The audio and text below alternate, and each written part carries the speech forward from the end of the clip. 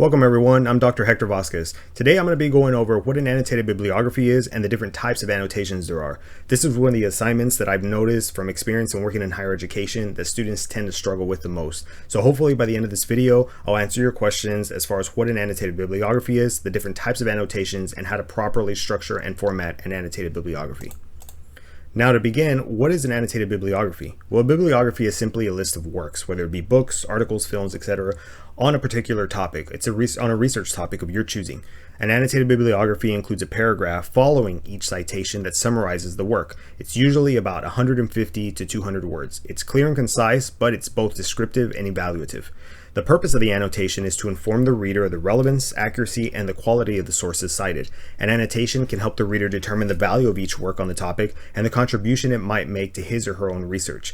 Abstracts are purely descriptive summaries often found at the beginning of scholarly journal articles or in periodical indexes, not to be mistaken with annotations. Annotations are descriptive and are critical. They expose the author's points of view, clarity, and appropriateness of expression and authority. There are various elements of an annotated bibliography. However, always check with your instructor first to determine what he or she wants to be included in each annotation.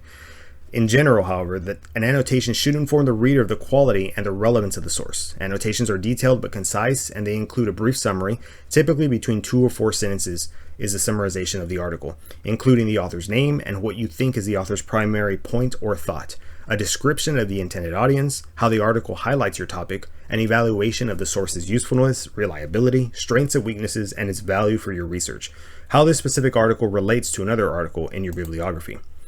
There are 3 types of annotations that I mentioned. There's descriptive, informative, and critical. A descriptive annotation may summarize the main purpose or the idea of the work, the contents of the work, the author's conclusions, the intended audience, the author's research methods, special features of the work such as illustrations, maps, and tables. This type of annotation seeks to answer the question, does this source cover or address the topic I am researching? An informative annotation summarizes what the content, message, or argument of the source is. It generally contains the hypothesis, methodology, the main points, and the conclusion or results. It does not include any evaluative comments about such content. This type of annotation seeks to answer, what are the author's main arguments? What conclusions did the author draw? A critical annotation, which is the most common form of annotation, it includes judgments or comments from your perspective on the effectiveness of the work. In this context, critical means evaluative and may include both positive and negative comments. A critical annotation may contain the information found in a descriptive annotation and discuss some of the following features: the importance of the work's contributions to the literature on the subject, the author's bias or tone, the author's qualifications for writing the work, the accuracy of the information in the source, limitations or significant omissions, the work's contribution to the literature on the subject, comparison with other works on the topic. And this type of annotation seeks to answer these types of questions. Is the author's presentation of the facts objective? Is the methodology sound? Is this source useful for my audience? Are the conclusions still valid in light of new research? What contribution does this make to the field? Does this source address all the relevant issues? Now here you can see a sample of an APA annotated bibliography. First you'll notice is the citation of the work, followed by the annotation. Now, one thing I encourage students to do is to include narrative citations within your annotated bibliography. This Carlson et al. 2019 is an APA narrative in-text citation. Also, Barber et al. 2016 is also a narrative in-text citation.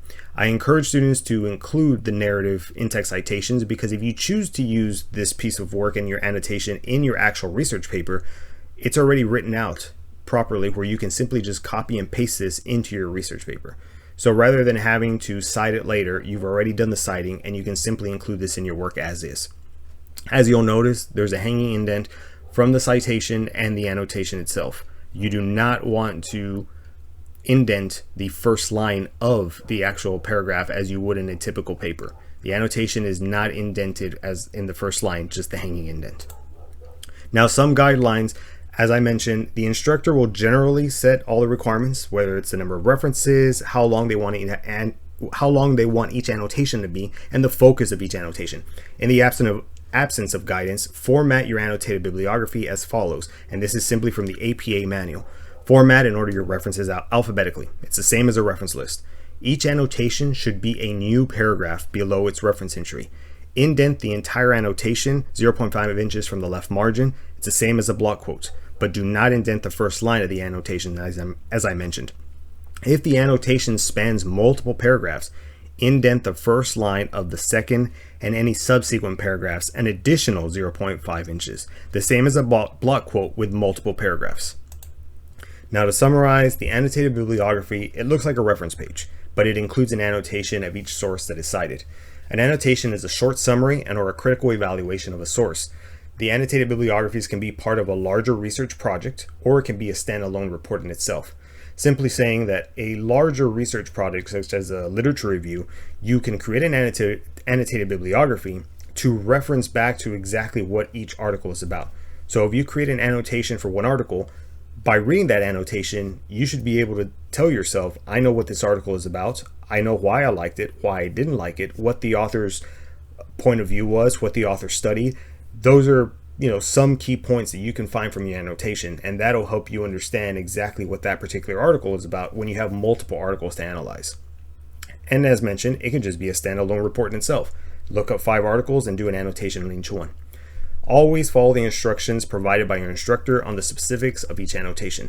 So regardless of the specifics of each type of annotation, your instructor, as I mentioned, may pull different aspects of each annotation and make their own hybrid version of it, different variations. And I think this is where a lot of students get confused, because they're being told to create an annotated bibliography, but there's no real guidance, because again, there are different types of annotations.